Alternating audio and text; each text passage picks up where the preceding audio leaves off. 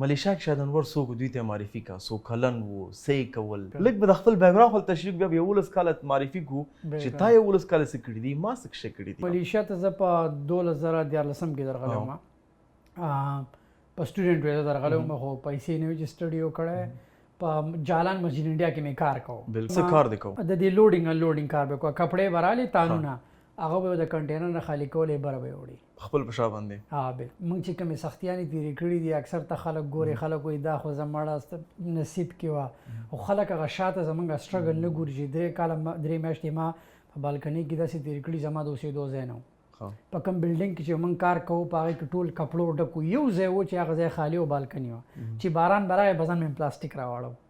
چې ما باران رانشي. لیکن زما پوښتنه ده سایکولوژیکلی آیا ته پوهېدلې هم په ملیشا کې چې دا تج شی کې دا ټمپرري دی موقتي دی او زه به چېرته ځم بالکل سنس په هغې وخت کې مې دا و چې کیلکولیشن مې برابر و چې کله مې سوچ کوو چې یاره په زر رنګۍ کار کوم او خرچه د بسونو کرایه د کور ته ځي 100 رنګۍ به پاتې کېدې نو ما دا خو ژوند نه دی ځکه چې که تا ما چې چا سره کار کوو هغه مې یو انسان و